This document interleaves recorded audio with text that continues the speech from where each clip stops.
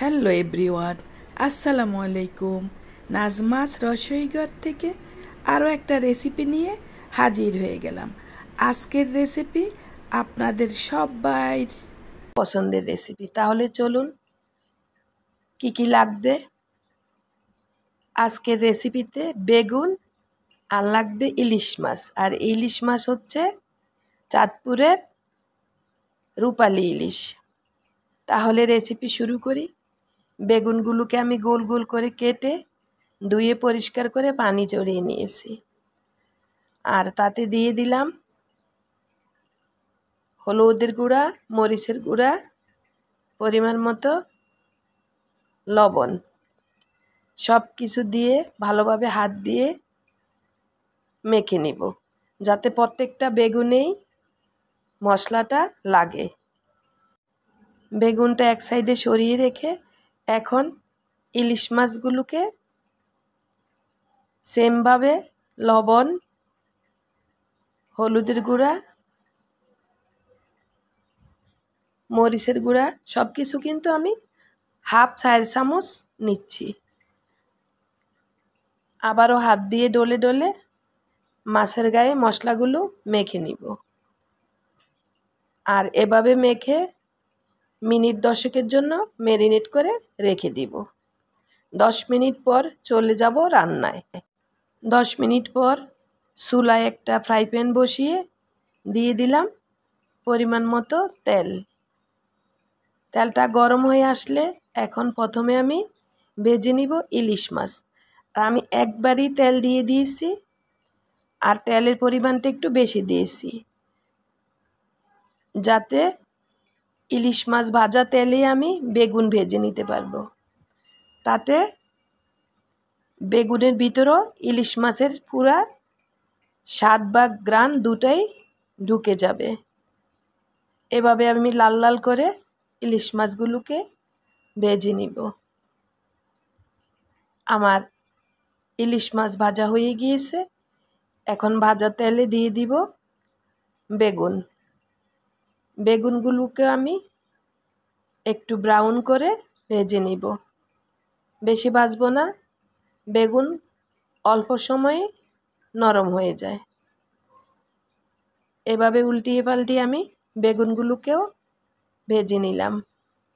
অবশ্যই লক্ষ্য করেছেন কতটা সুন্দর লাগছে বেগুনের কালার। আর এত সুন্দর একটা রেসিপি আপনাদের জন্য নিয়ে আসলাম। আশা করি লাইক, কমেন্ট, শেয়ার করতে ভুলবেন না। আর এখন আমি দিয়ে দিলাম 3টা টমেটো। টমেটোগুলোকে আমি গোল করে কেটে হলুদ, লবণ, মরিচ মাখিয়ে নিয়েছি। টমেটো ভাজা হয়ে গিয়েছে। এখন দিয়ে দিলাম পরিমাণ মতো পেঁয়াজ।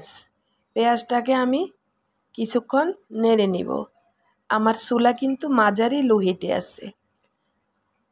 পেঁয়াজটা যখন একটু নরম হয়ে আসবে দিয়ে দিলাম 1 টেবিল চামচের মতো আদা রসুন পেস্ট। আদা রসুনের পেস্ট দিয়ে আরও কিছুক্ষণ ভেজে নিলাম। দিয়ে দিলাম সামান্য পানি। পানিটা দিয়ে নেড়ে দিলাম। বলক আসার পর দিয়ে দিলাম স্বাদ মতো লবণ, হলুদের গুঁড়া, ধনিয়ার গুঁড়া, জিরার গুঁড়া, সামান্য মরিচের গুঁড়া দিয়ে ভালোভাবে সব কিছু কষিয়ে নিব। আর যখন কষানো হয়ে যাবে দিয়ে দিলাম আরও কিছু পানি। এই পানিটাতে যখন বলক চলে আসবে দিয়ে দিব ভেজে রাখা ইলিশ মাছ। আর মাছটা দিয়ে এভাবে আমি উল্টিয়ে পাল্টিয়ে দিব, যাতে মাছের এপিট ওপিট মশলার ঘ্রাণ ঢুকে যায়। ইলিশ মাছের নিজস্ব ঘ্রাণটাই অনেক মজার। তাই আমি সামান্য কিছু মশলা দিয়ে আজকের এই ইলিশ বেগুন ফ্রাই রেসিপি আপনাদের সাথে শেয়ার করতেছি। আর যারা নতুন অবশ্যই আমার চ্যানেল সাবস্ক্রাইব করে পাশে থাকা বেল আইকন অন করে রাখুন। ইলিশ মাছগুলো দেওয়ার পর আমি কিছুক্ষণ উল্টিয়ে পাল্টিয়ে ভেজে নিয়েছি। এখন দিয়ে দিলাম উপরে ভেজে রাখা বেগুন। চুলা মাঝারি লোতে রেখেছি। বেগুন দেওয়ার পর দিয়ে দিলাম ভেজে রাখা টমেটো। আর সব শেষে দিয়ে দিলাম হাঁড়িতে যে তেলটুকু ছিল মাছের সেটা দেওয়ার পর এভাবে আমি হাতল ধরে ফ্রাই প্যানে নেড়ে ঢাকা দিয়ে রেখে দিব মিনিট 3 জন্য। 3 মিনিট পর আবারও একটু নেড়ে দিলাম, ঢাকা দিয়ে রাখলাম। বাস হয়ে গেল রান্না। এখন পরিবেশন করব। আমি একটা সার্ভিং ডিশ নিয়েছি। প্রথমে আমি বেগুনগুলোকে দিব, বেগুন টমেটো দিয়ে সুন্দরভাবে বিছিয়ে দিব। তার উপরে আমি ভাজা মাছগুলো দিয়ে দিব। সবগুলো মাছ এভাবে আমি উপরে দিয়ে দিব। বাস, এত সুন্দর একটা রেসিপি তো পেয়ে গেলেন। আশা করি আপনাদের ভালো লাগবে। আর যদি ভালো লেগে থাকে তাহলে ফ্রেন্ডস এবং ফ্যামিলির সাথে বেশি শেয়ার করে দিবেন। আর আমার চ্যানেল আগে থেকেই যারা সাবস্ক্রাইব করে রেখেছেন তাদেরকে অসংখ্য ধন্যবাদ। তাহলে বিদায় নিব। আল্লাহ হাফেজ।